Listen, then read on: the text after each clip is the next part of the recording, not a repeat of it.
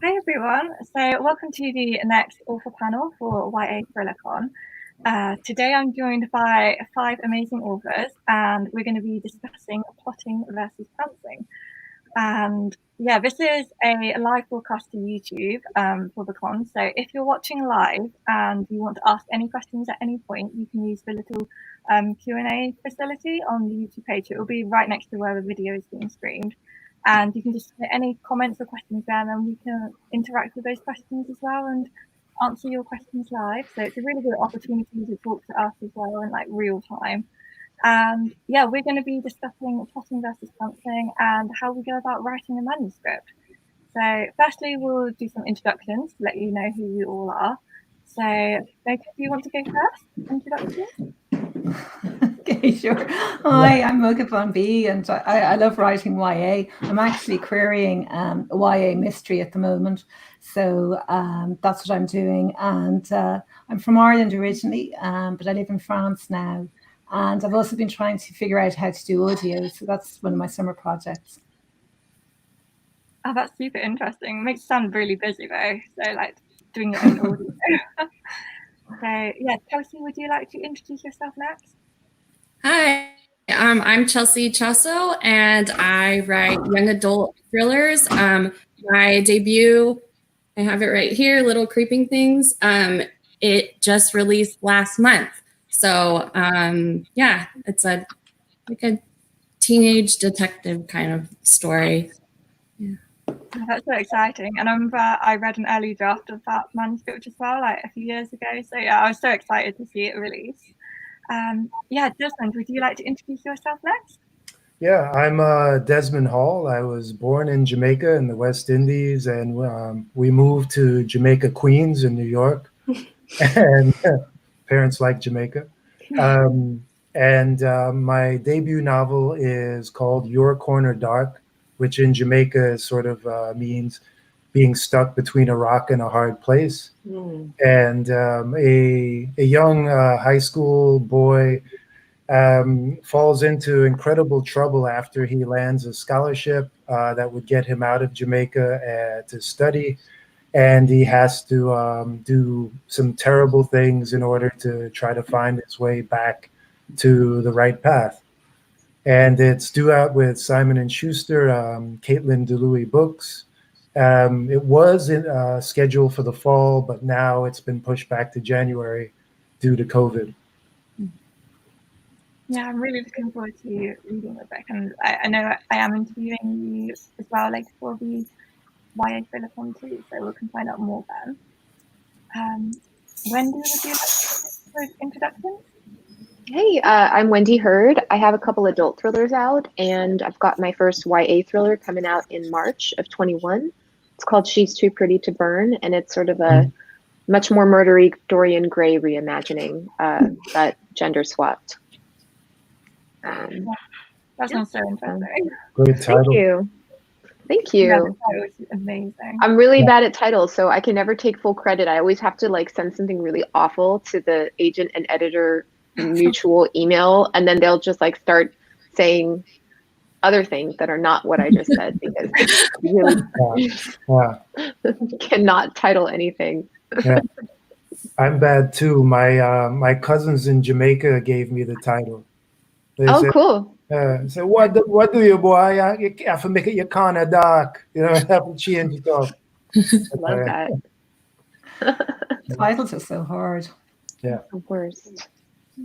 And Kit, would you like to introduce yourself as well? Hi, I'm Kit Frick. I am coming to you from Pittsburgh, Pennsylvania today. I am the author of 3 YA thrillers, See All the Stars, All Eyes on Us, and most recently, I Killed Zoe Spanos, which just came out last week.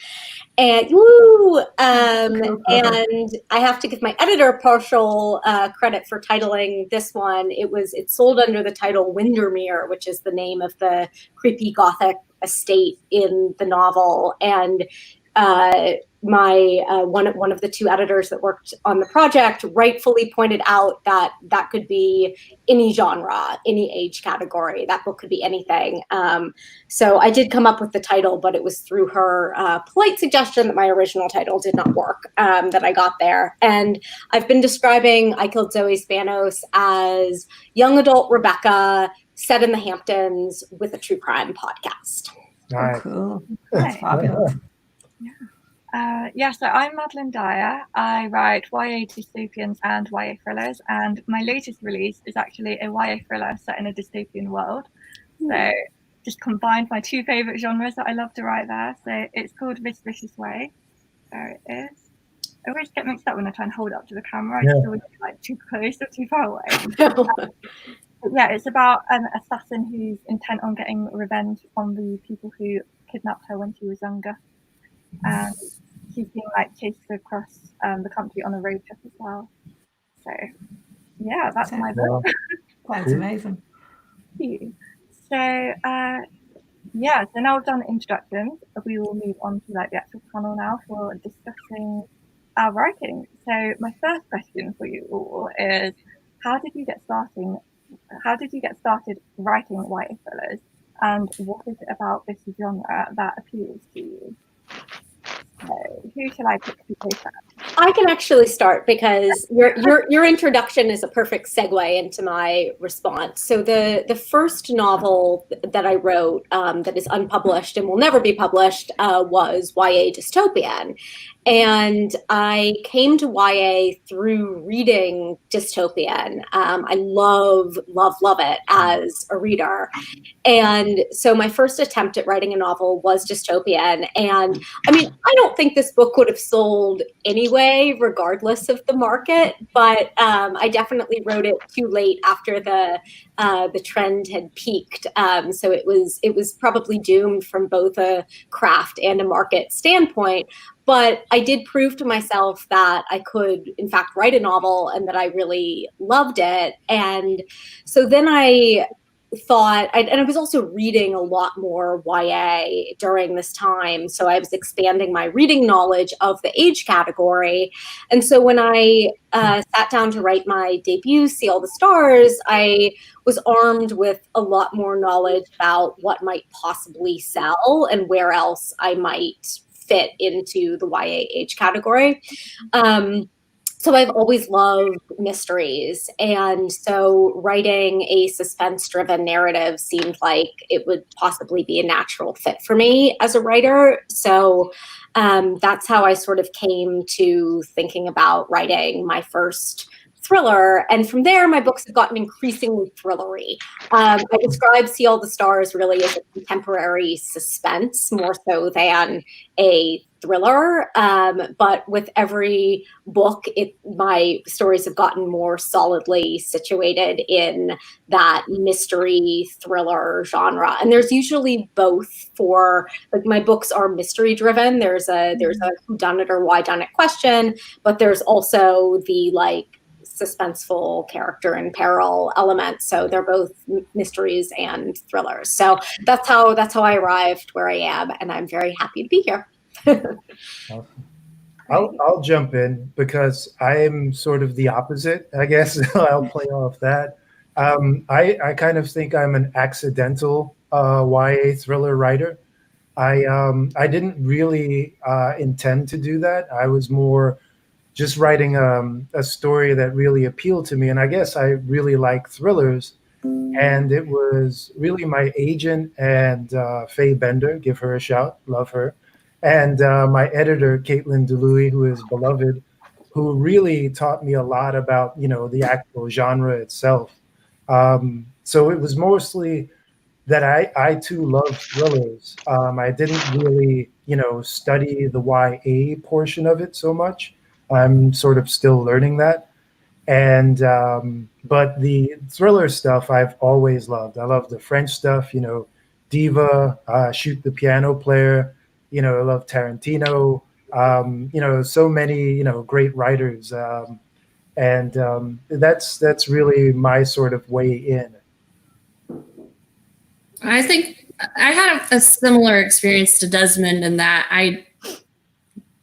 Little Creeping Things didn't really start out as a thriller per se. I kind of just wrote what I wanted to write. I wanted to write a story that had creepy elements, and also it was mostly like a friendship breakup that was sort of because of like this moral dilemma that was also sort of a creepy situation. And it wasn't until I like made critique partners that people started saying like, you have a thriller, so you should probably just make it a thriller. And I feel like I read an early draft during pitch wars, and she was definitely one of the ones that sort of pushed me in that direction with the book and was like, you should just make this a thriller. Yeah. And so luckily I like thrillers, and I read them, and I love watching movies like the James Patterson stuff, the Turn movie, those sorts of things, and I had been starting to read a lot of YA, so it sort of just ended up being like a natural fit for me, I think.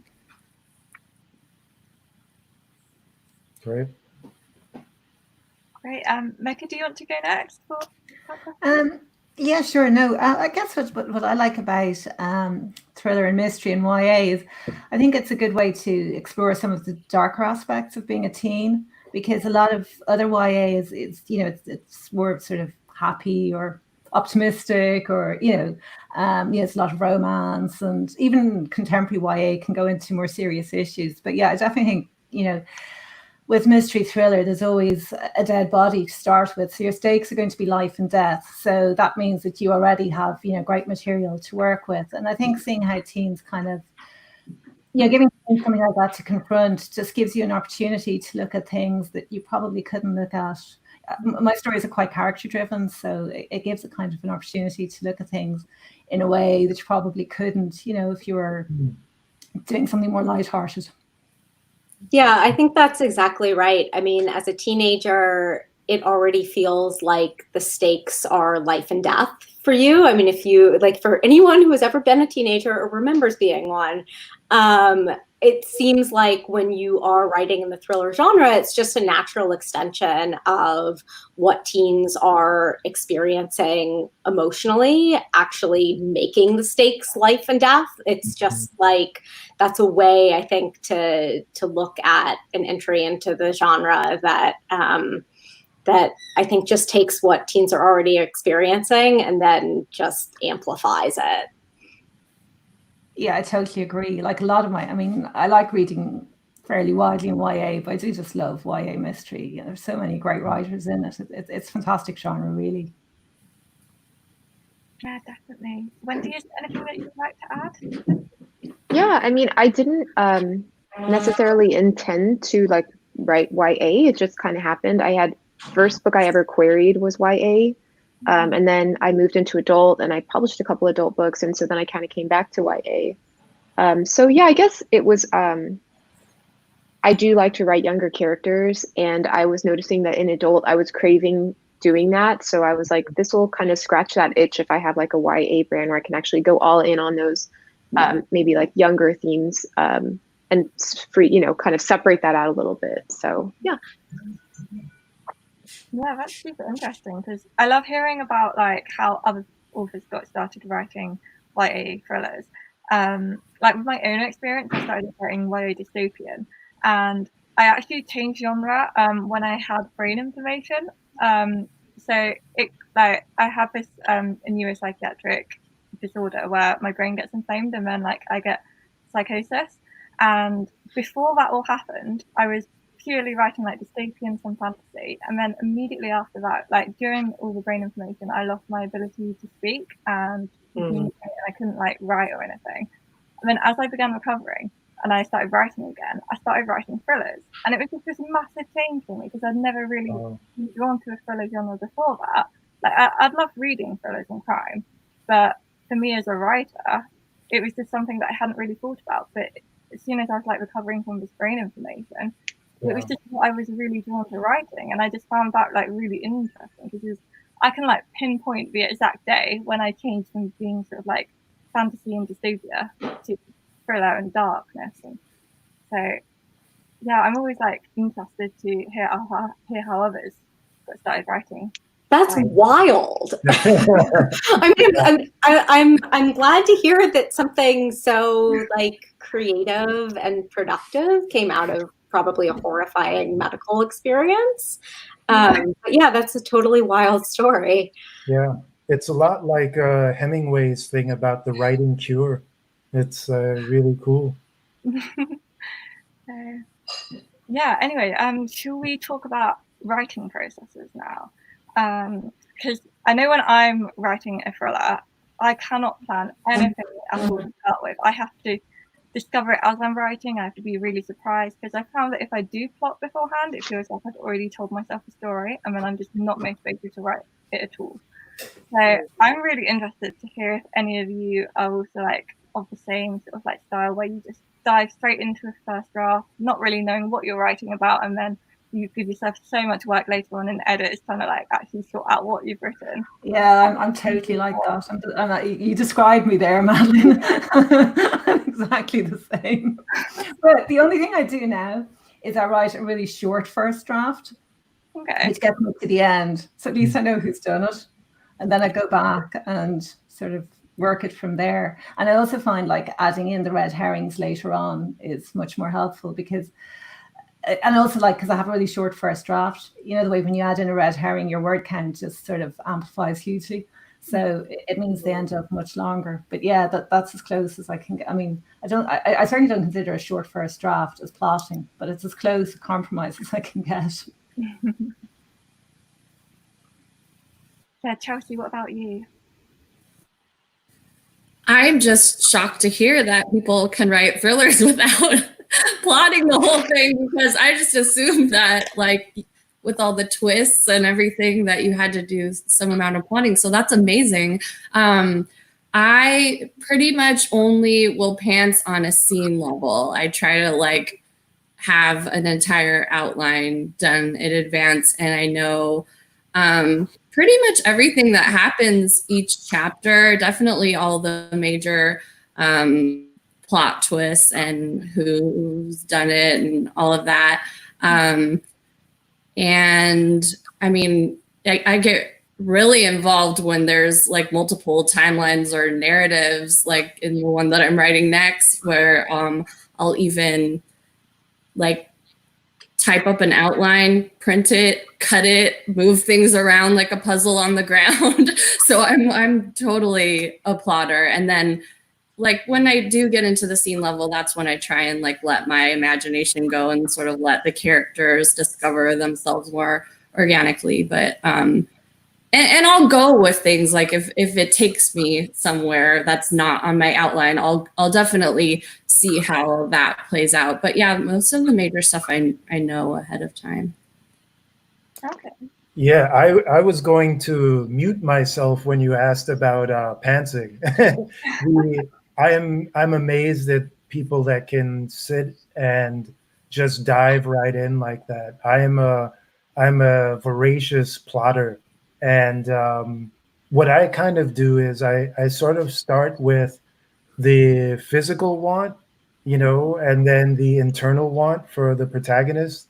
And then I sort of like work with what the flaw might be.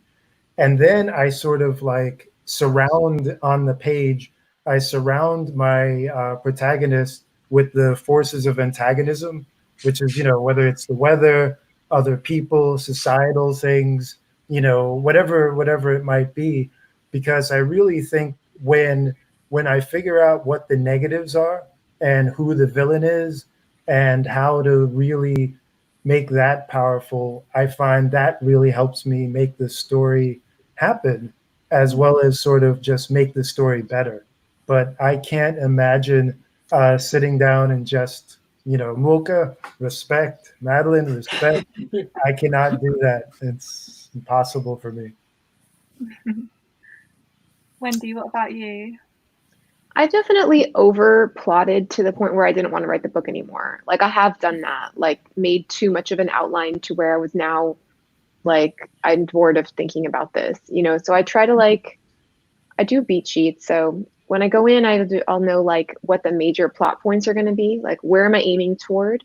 And I'll write one act at a one like chunk at a time to the next plot point, and then kind of stop and go back and like polish and fix. Then I'll write to the next plot point and then stop and go back and fix. So it's like I'm kind of pantsing in that I know where I need to get. Like I know what the next big thing is going to be, but I try not to overwork at the scene level. Otherwise, I just like can't care enough about the scene. Like I've already done it. I've already been here. I've already been in this room. I don't want to go back into this room, kind of a feeling. So it's like a weird little balance, like trying not to stifle the creativity, but also trying to, you know, have that golden mind. Plus the last few books I've sold them on proposal. So they're like, give us the whole synopsis. And you're just like, would you, I would rather stab myself than like, try to figure out an entire synopsis for a book that I have not written yet. But, you know, but then it forces you to kind of know. So I don't know. I'm writing a book right now, not trying to sell it on proposal, trying to write the whole thing. So that's kind of interesting. First time in a while. Yeah. I'm pretty similar to you other plotters in the group that are plotters, but not like super strict on the scene level, but still need to plot a lot of things out. So yeah, respect to the pantsers. I don't know how you do it. I generally outline in, I call it more of like a story map than an outline, because I'll usually just give myself a sentence or two about what needs to happen in a chapter. So I leave myself a lot of room for discovery while I'm writing, so that that thing that a couple of you have mentioned where you get bored doesn't happen. But I tend to write in multiple timelines and points of view. My most recent book is in 2 timelines, 2 points of view, plus it has the podcast narrative woven in. So I'm sure there is some writer out there that can write a book like that isn't just a single narrator chronologically moving through time that can pants it, but I am not that writer. I need to figure out at least like, what is the structure going to look like in terms of, is this a past or present chapter? Whose point of view will it be from? Exactly what happens in that scene, I like probably don't know beyond like, you know, one line, but I do need to give myself some amount of structure. Otherwise, I can't even imagine what would happen. And in terms of the thriller aspects, like planting clues and red herrings and knowing who done it and that sort of thing, I usually have at least some of those elements in play before I get started. But I also love just like, one of the most fun things for me is discovering a red herring that I didn't know was going to be a red herring, or like a twist that I didn't realize until I started writing that scene was even possible. So I do love that element of discovery while drafting, and I definitely do not know all of that going in, because I often don't even know what's possible until I get there. I'm so with you on that, Kit. These setups and payoffs, you know, so many times I'll write something where I think, oh, you know, it's in my outline, but I don't particularly know yet that it's a setup. Yeah. But the fact, right? But so that it's so, well, in something I'm writing now, there's a kindly old lady who helps the protagonist out, and she's as sweet as can be. And of course, she turns out not to be, and it's and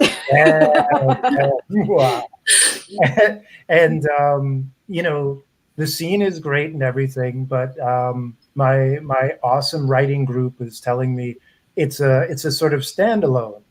And then, you know, I go back to the outline, and then I realize she can play later on and really turn a scene, because going through her character, she isn't this nice person. So then I can explore, well, what does this seemingly nice person do when she exposes her diabolical side and drops the mask? And it turns, and lo and behold, it turns another scene about 40 pages later. And that's those sort of writing down those scenes for me help later on to show, it was really a setup when I didn't even know it was a setup. Yeah, those are the really fun moments, right? Where you like really surprise yourself when you're writing. And so, I mean, that's what I'm always trying to find the balance for, between having enough of a plot and a map for my story that I'm not going to just completely go off the rails, but also like leaving space for that magic to happen.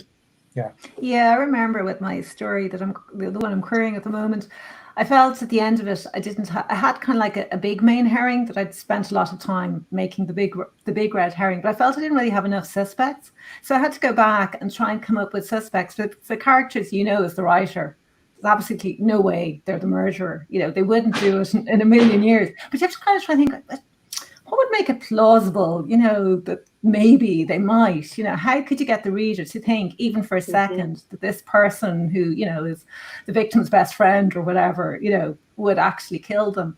And it's funny, but you actually can come up with a reason when you have to.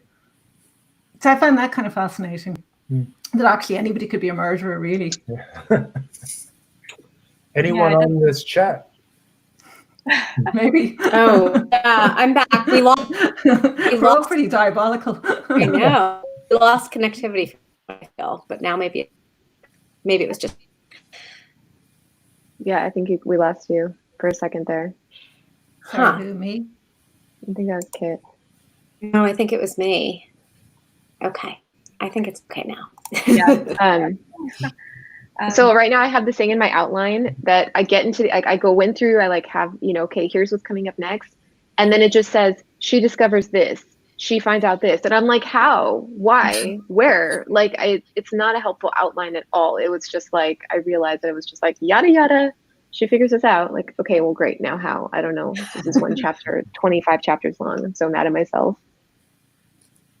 Yeah, I guess because like I completely free write my drafts without like doing any sort of outlining or anything at the start. I don't really sort of like get that problem where like I know I need to sort of like introduce something, but how? Because I just like go straight into it. But it doesn't mean that my first drafts are such a mess. Like they barely make sense. There's so many like continuity errors in it.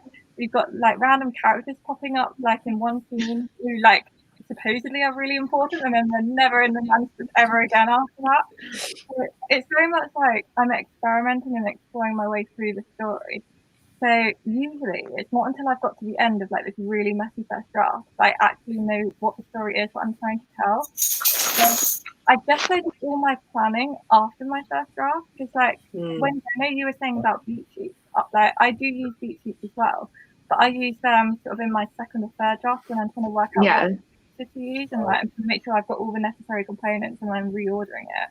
And I also write my first draft in like a non-linear like order as well. So like it's so messy and like none of it really makes sense. Like my first draft, no one else can read them. Like if they did, they'd just be like completely horrified.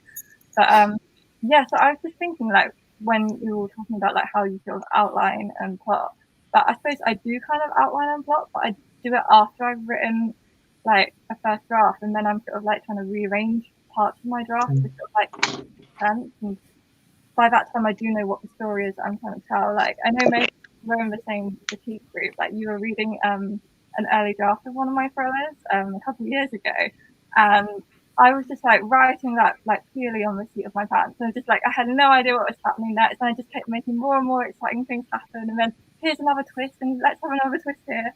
And it was quite exhausting to read. Wow. It was like all over the What was place. amazing though was like the way you could take the critique and just kind of blend it in, and you kept, because your voice is always really strong when you do that. When you write directly straight from, the way you write straight from, like, you get such a strong voice, and you get this really kind of visceral quality coming through. But yeah, sometimes the plot, mightn't make complete sense, but you're able to kind of work it all together. So you don't lose any of that voice, you don't lose any of that immediacy, but your story becomes more coherent. And I just find it amazing the way you do that, because I find when I revise, I tend to lose a lot of that kind of raw edge that the first draft has. Yeah, so does anyone have any tips on revision then? Yeah, let us know your tips, okay? Wendy's listening. How to write a book. Okay. Yeah. I mean, what do you do, Maddie? How do you do? I mean, how do you decide which bits of your critique you're going to listen? Because you're really good at picking out the right bits to listen to and strengthening your story. Like, is it a gut instinct, or do you have a method, or what do you do? It's kind of like a gut instinct, but it also does depend a lot on whether I agree with what you're saying or not. Like, if I disagree completely, then I'm not going to do it. Well, but obviously, yeah. Like make a list of like all the bits that have been sort of like suggested but I haven't gone along with, because sometimes I'll get to like the end of my revisions and like the shape of the manuscript won't feel quite right. So then I'll look back at the feedback that I've previously been given but I haven't actually worked through. And sometimes it is one of those things that it is pointing out a problem in the manuscript, and like the way that I thought I might need to sort of like change it or sort of like revise it in that way, it might not be the actual answer that will work exactly for my manuscript, but usually it's highlighting that there is a problem in that specific area. So yeah, I just find like breaking down like feedback from critique partners is so helpful. And also like I have like we've got about 4 or 5 people in our critique group, and I'm also in another one as well, so I get so many different like opinions on like the same like 2,000 words, and sometimes it can be really daunting because like everyone's saying different things and it's just like, what do I do? But then I do find it really helpful because like if 2 or 3 of them are picking up on the same thing, and even though they might be suggesting that I fix it in different ways, it does show to me that that bit is like a problematic thing that I do need to work on. So yeah, I think sort of like just listening to like what your critique partners are saying is so important. But also like I try to stay true to my own vision of how I want this manuscript to be as well, because it's got to be like close to my heart as well, and like I don't want to like change it dramatically. So yeah, does that kind of like answer your question at all? Because I feel like I'm just rambling on now.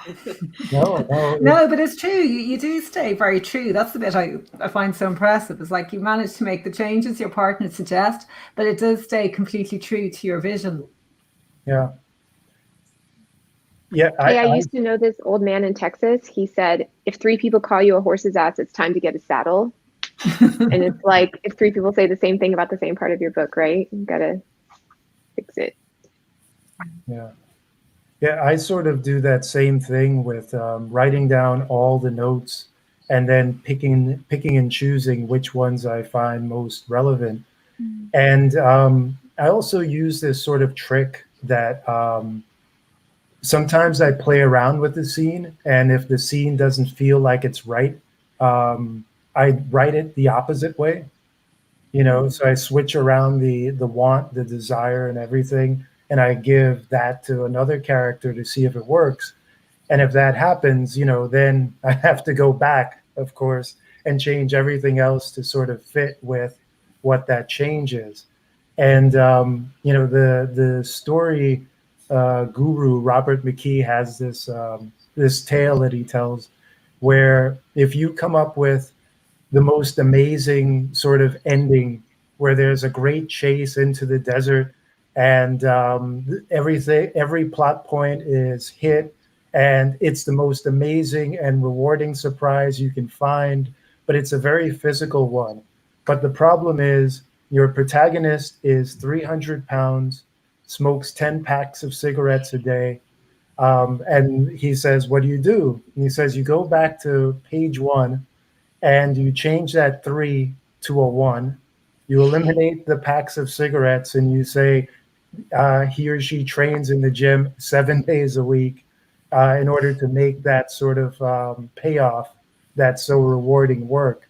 And I find, keeping my mind open while getting, critique to do the revision can absolutely change everything. Some people come up with these great ideas, and then it doesn't. Then you think, it doesn't work. I can't, because the character does X, Y, and Z thing, and then you have to sort of kill that darling to like sort of strive for that greater, part of the story, And for me, it's really keeping an open mind to explore and play with what the story can be.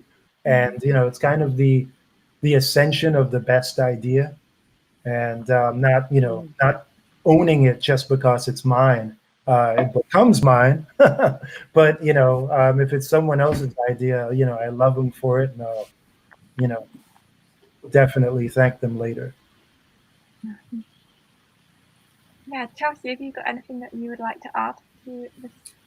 I think everything that everyone else has said, but also like for me, sometimes if the critique comes and it sort of resonates with like a gut fear that I've been having about my story, then that's something I definitely latch on to. Maybe it's something that I was sort of hoping no one would notice. Maybe it's something that, I'd just been worrying about and wondering if I should change it. And so sometimes it only takes one person to echo that concern. So, yeah. Yeah, I think also having, especially writing in the thriller genre, having at least one person that is another trusted writer friend that's also in the same genre can be really useful for giving you feedback specifically on those mystery thriller aspects of your story. I mean, of course, those are not the only things that you're tackling in revision, but I know I at least need one set of... Oh, you froze. ...of trusted eyes that's going to tell me like, okay, I don't know. You're back. Is it live? I'm back? Okay. It's so funny. I'm directly plugged into the Ethernet. So this shouldn't be... I don't know what's happening. But anyway, finding one trusted person that's going to give you specific feedback on your mystery plot line has been really useful to me. Yeah, definitely. And yeah, I was just thinking, Chelsea, what you said earlier about how, because you plot before you write and you know who the villain is, like right from the start. Like, I was just thinking, when I'm like rewriting my first draft, I have no idea who my villain is. I mean, it's like I'm exploring it with my characters. But usually, it's not until I've like done sort of the second or third draft that I actually know who the actual villain is, because I just change it constantly. And it does mean that I'll end up like writing loads of scenes and I'll be taking those out, deleting it, and then like writing them back in later. And I do think there'd be a much more efficient way for me to do this. I just haven't actually found it yet in a way that doesn't compromise my creativity at the start. So yeah, like I've always got like this sort of ambition that one day I am going to plot a thriller and I'm going to stick to that plot and like write it as it is. But yeah, I'm curious if any of you who are plotters would ever try pantsing, and if you are a pantser, would you try plotting?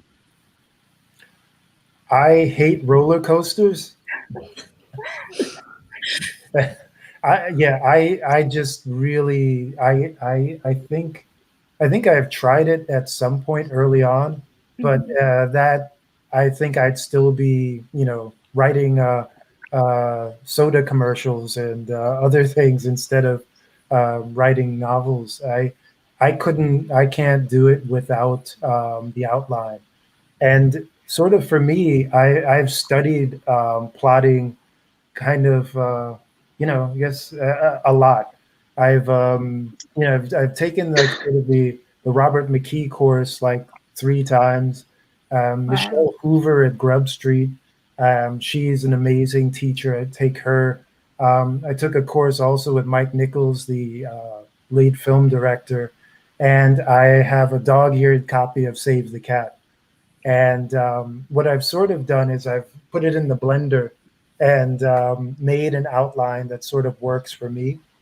And I sort of stick with that. I mentioned that sort of beginning process I have, but as I go on, I lay everything into that outline that I've created for myself. And, I don't stick to it like biblically. I definitely move away from it.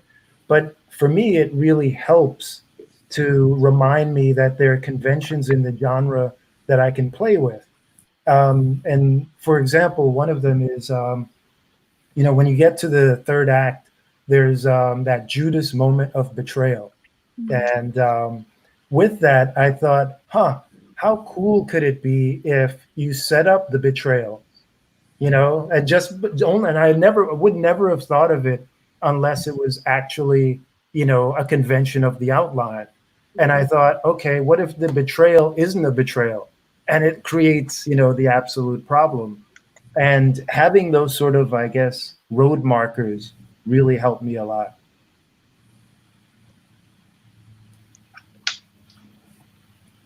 Okay. So Yeah, for me, a lot of the outlining is, I feel like, based in fear. Like, I always have this worry that everything's going to fall apart at some point. And so I think for me, I have to know certain things before I'm willing to commit.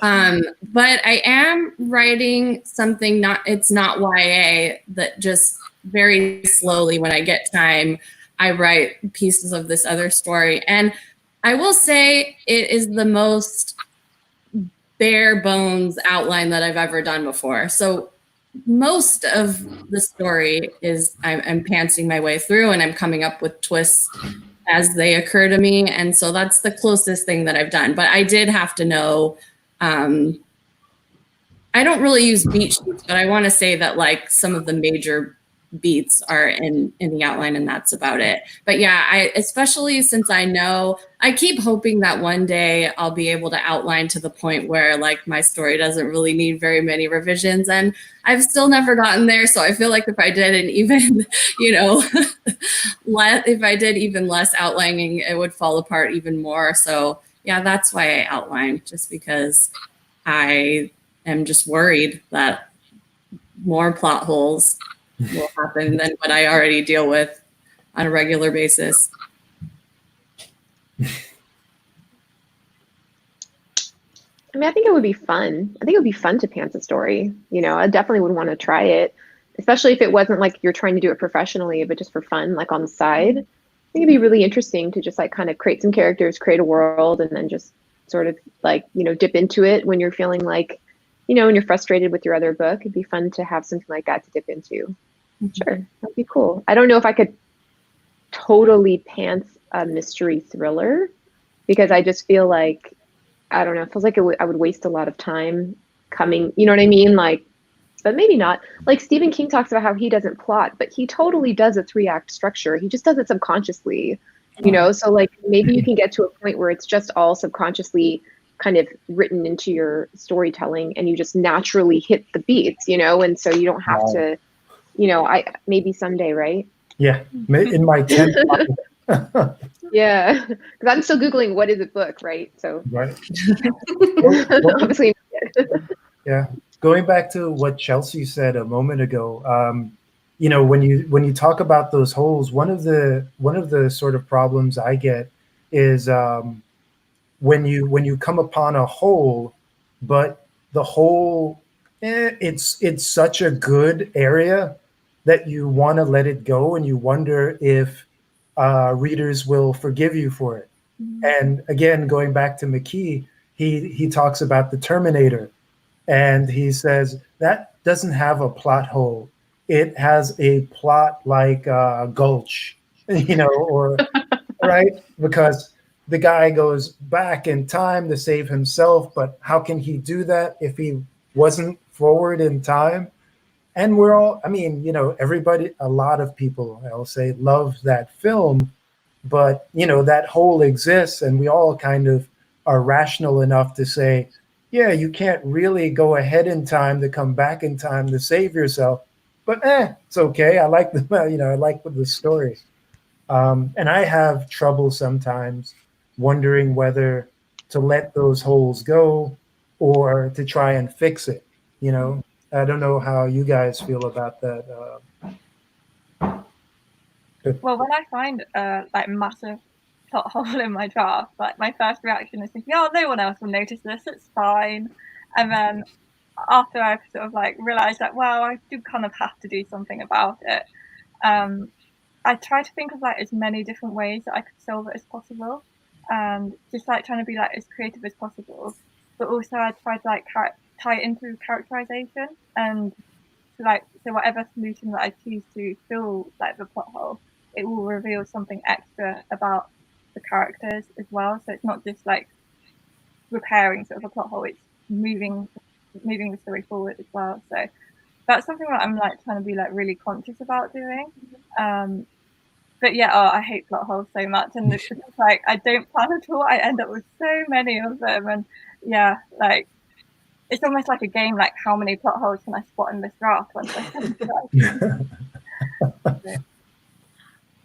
I think because I outline, I tend to, not that I've never had a plot hole, but that tends to be less of a problem than my biggest pet peeve is when you have a red herring that then is not justified in any way. It's only thrown in there to throw the reader off track. So that's one of my big reader pet peeves.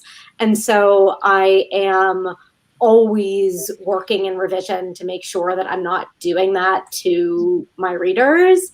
If I have a red herring, it has to be, or a suspect, if there's suspicion thrown on a character, there has to be a reason that is going to be revealed to the reader for that red herring or suspicion.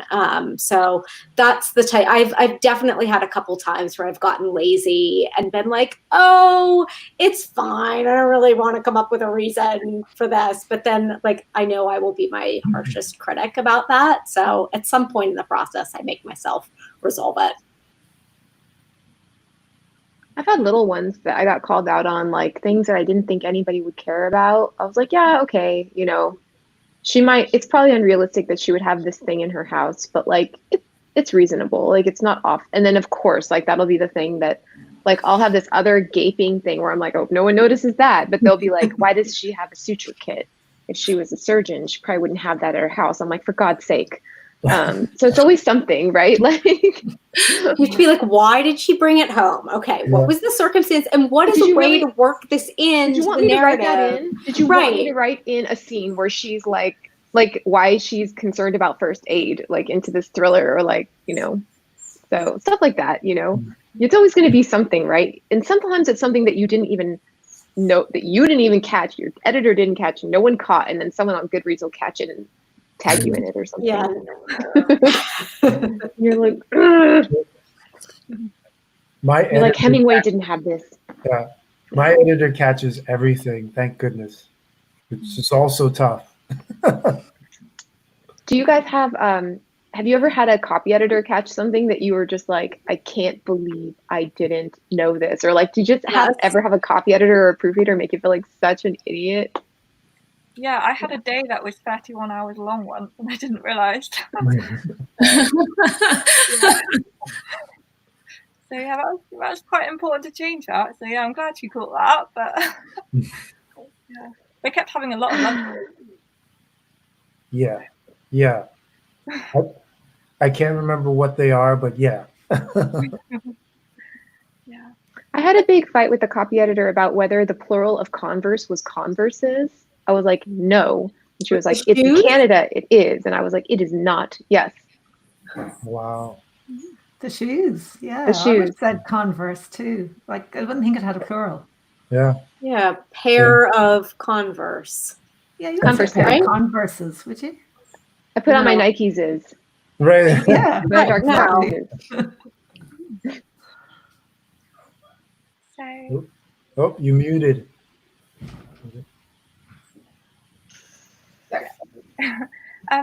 Yeah, so what are your favorite tropes within the YA thriller genre? Like for me, I absolutely love stories about twins, and any thriller that's got twins in, I just love reading it, because it's like, especially if they're identical twins, when you've got like this whole mystery of like which one it is, and yeah, I just love twins, and also unreliable narrators, especially if that narrator doesn't know that they're unreliable.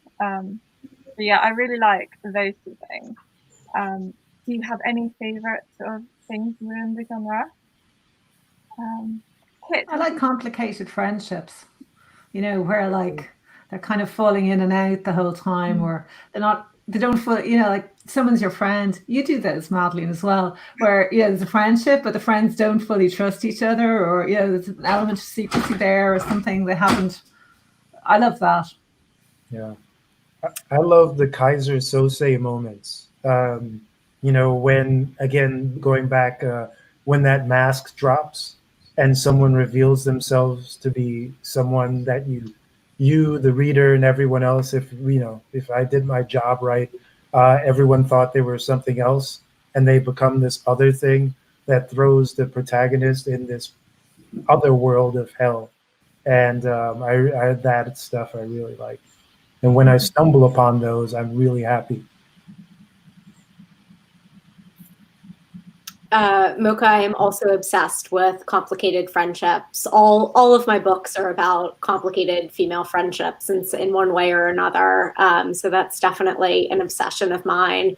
And I had so much fun writing the podcast narrative for my current book. So that's another obsession of mine. I think I've read almost all of the both YA and adult thrillers that incorporate true crime podcasts in some way. But I think I just learned about one that I think I've missed. So I have to go out and read that. But yes, anything. I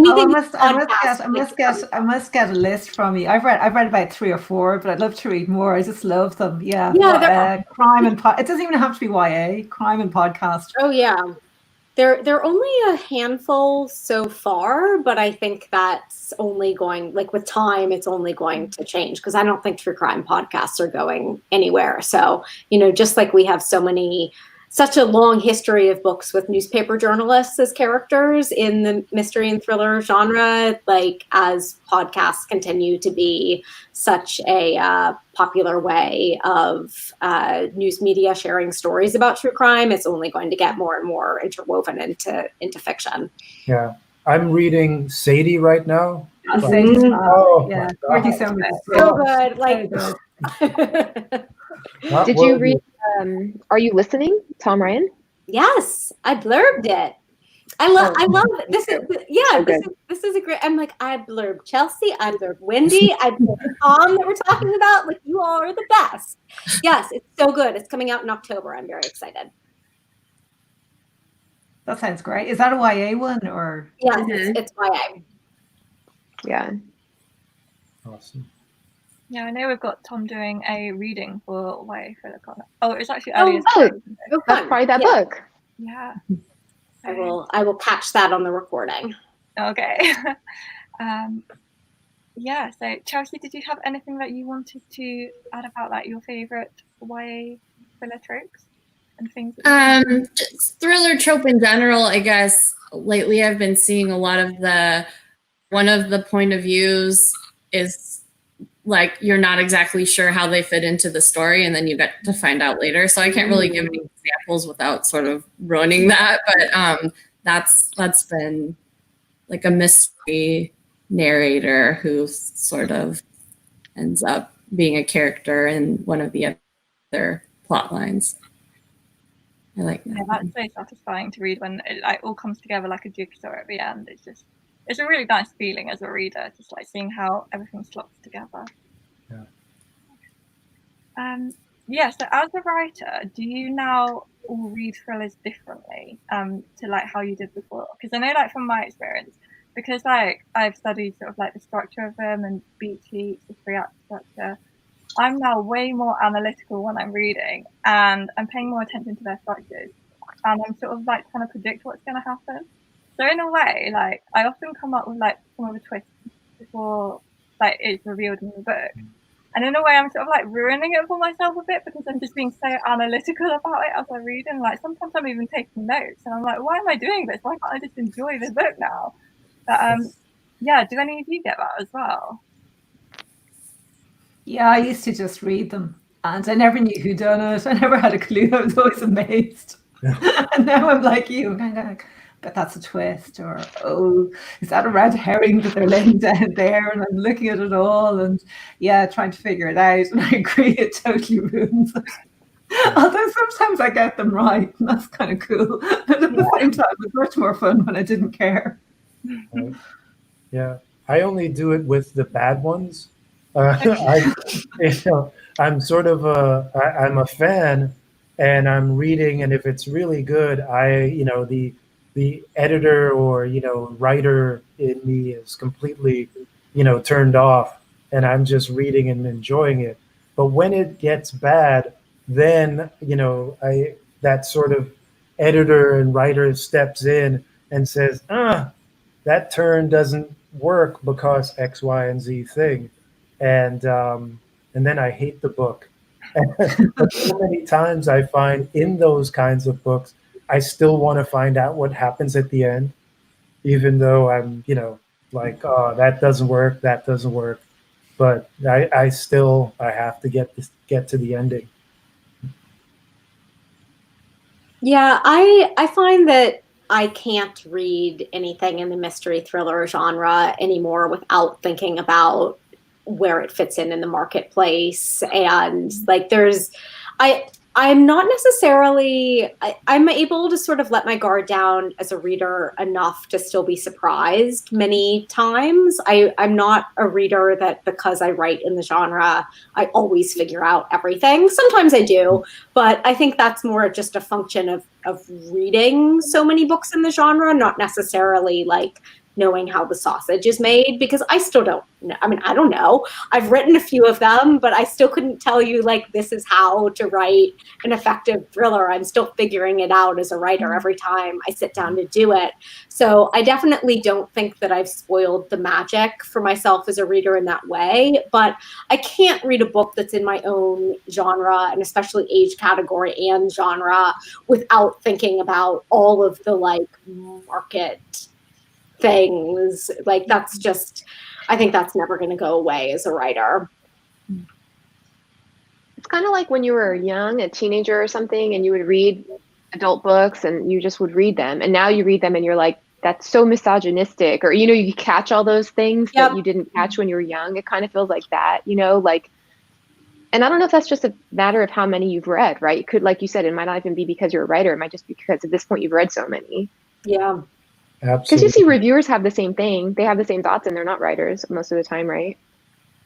Yeah, that's true. Yeah.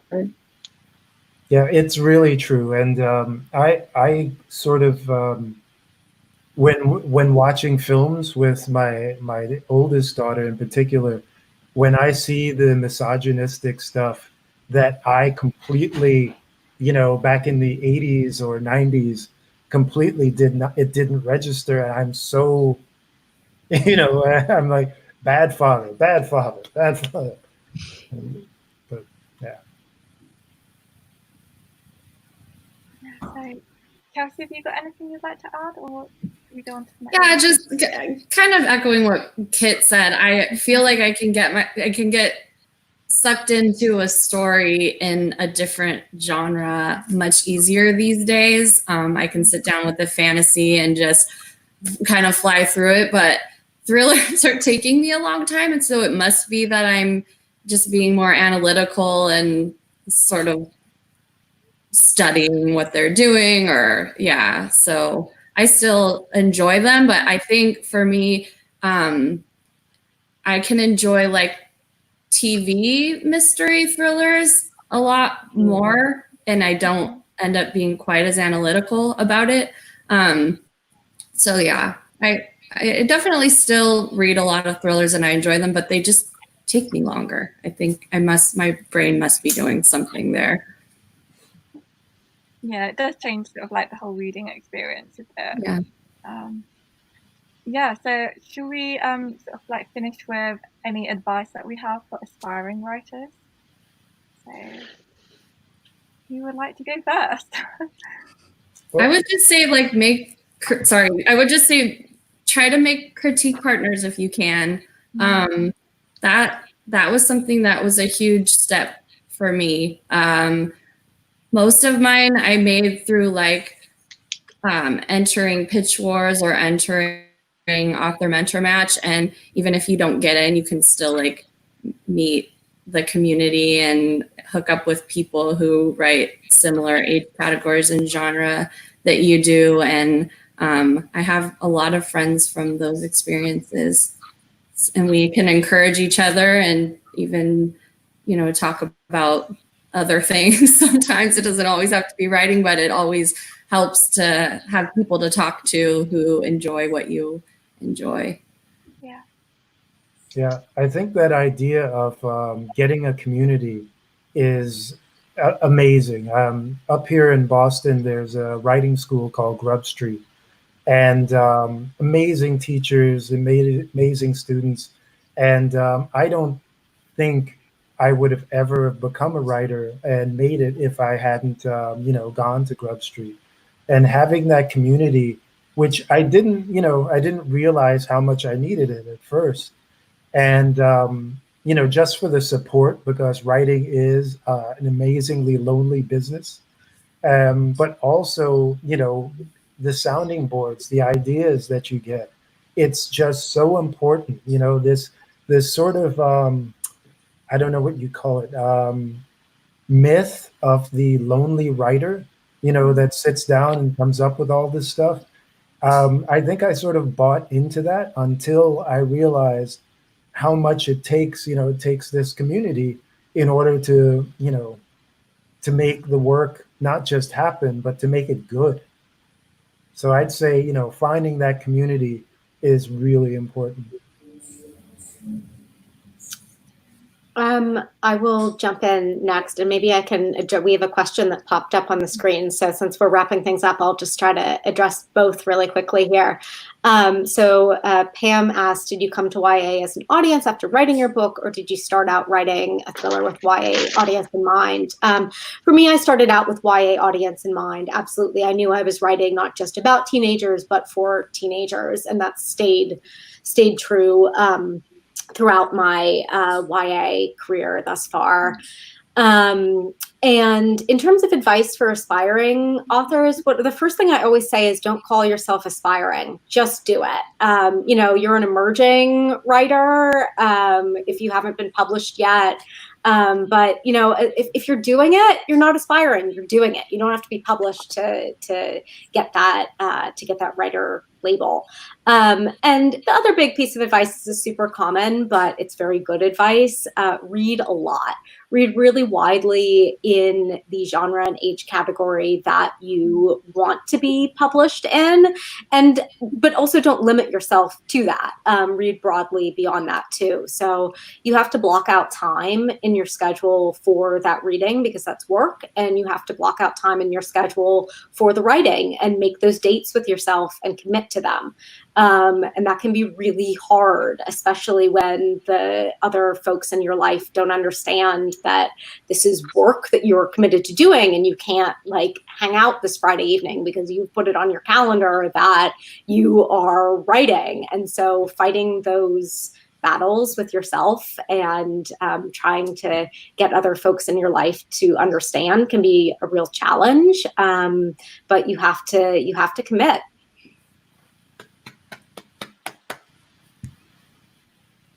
Yeah, definitely. That summed up really well. Just going. Maybe be a bit patience as well. It probably won't happen straight away.